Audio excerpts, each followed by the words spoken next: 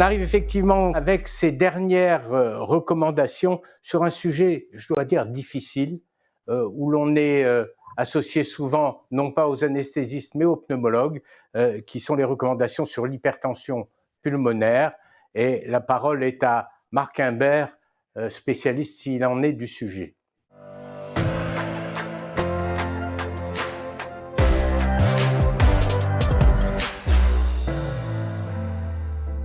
Cette année, on a eu le plaisir de présenter une nouvelle mise à jour des recommandations à la fois de la Société européenne de pneumologie et la Société européenne de cardiologie sur l'hypertension pulmonaire.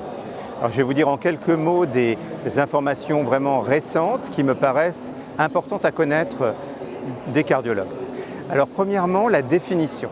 Alors, la définition de l'hypertension pulmonaire, c'est basé sur la mesure invasive des pressions. Alors, bien sûr, on peut dépister avec l'échocardiographie et d'autres techniques non invasives, mais il va falloir confirmer l'hypertension pulmonaire par une mesure de la pression artérielle pulmonaire moyenne strictement supérieure à 20 mm de mercure.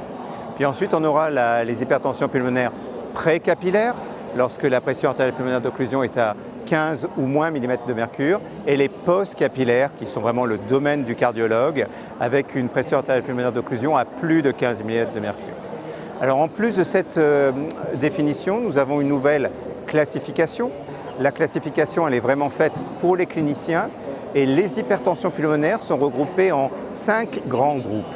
Le groupe 1, c'est l'hypertension artérielle pulmonaire proprement dite. C'est une maladie rare qui est caractérisée par un remodelage des petits vaisseaux pulmonaires, et c'est une maladie pour laquelle il y a beaucoup d'innovations thérapeutiques.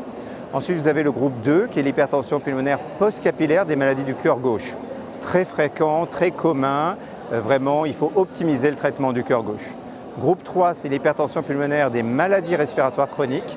Là, c'est le pneumologue qui est en première ligne. Le 4e groupe, c'est l'hypertension artérielle pulmonaire liée à des obstructions artérielles pulmonaires, en particulier l'hypertension pulmonaire thromboembolique chronique. Très important, dépistable par la scintigraphie pulmonaire de ventilation-perfusion, imagée par le scanner ou l'angiographie. Et ensuite, il y a des traitements extrêmement efficaces, traitements médicaux, traitements par angioplastie et traitements chirurgicaux. Ce qu'il faut bien savoir, c'est que ces malades-là doivent être évalués en centre de référence et les décisions se font en équipe multidisciplinaire. Puis le groupe 5, c'est des groupes variés, de causes multiples et sur lesquels on ne doit pas s'appesantir aujourd'hui. La dernière chose que je voudrais dire, c'est que dans l'hypertension artérielle pulmonaire du groupe 1, il y a énormément d'innovations. Et en fait, on a beaucoup insisté sur le fait qu'il faut évaluer le risque de mortalité à 1 an chez les patients au départ et de façon régulière tous les 3 à 6 mois. Et on a des outils, des instruments qui nous permettent d'évaluer le risque faible, le risque intermédiaire et le risque élevé de mortalité à 1 an. Et en fonction de ce risque, on va donner un traitement plus ou moins fort pour les patients. Et la plupart des patients souffrant d'HTAP sont traités par des traitements combinés en première ligne ou alors en séquentiel. Voilà, il ne faut pas oublier la transplantation pulmonaire chez les malades qui sont éligibles et qui sont réfractaires au traitement. Voilà, c'est un domaine qui, encore une fois, est un domaine de spécialistes, si on peut dire. Erwan, finalement, l'écho va être une transition vers le cathétérisme pour tous ces patients, parce qu'on en voit beaucoup avec des pressions pulmonaires élevées. Oui, merci beaucoup pour me poser cette question, parce qu'on voit bien que Marc Imbert pousse à fond sur le cathétérisme droit comme outil diagnostique principal, ce qui ne m'étonne pas. Néanmoins, il faut quand même garder à l'esprit que le diagnostic définitif va être fait au cathétérisme droit, mais que pour penser à ce diagnostic, on va d'abord commencer par une évaluation clinique, comme toujours, et par une évaluation échocardiographique. Et l'évaluation échocardiographique, elle recherchera des signes évocateurs d'une hypertension pulmonaire si la vitesse maximale de la fuite tricuspide est supérieure à 2,8 mètres par seconde. Et elle sera couplée à un test au bulles pour rechercher des shunts qui, bien sûr, n'auront pas le besoin d'être traités par des médicaments spécifiques de l'hypertension pulmonaire, mais peut-être de corriger le shunt. Donc, il ne faut quand même pas oublier l'échocardiographie. comme outil diagnostic initial pour penser à faire le cathétérisme droit. Et si je peux me permettre aussi, bien rappeler que ces malades sont suivis très régulièrement, tous les 4 mois, et qu'au cours du suivi, bien sûr, il y a un suivi clinique, bien sûr, il y a un test de marche sur 6 minutes, mais l'évaluation de la fonction ventriculaire droite, l'évaluation des débits est aussi faisable en échocardiographie et c'est important.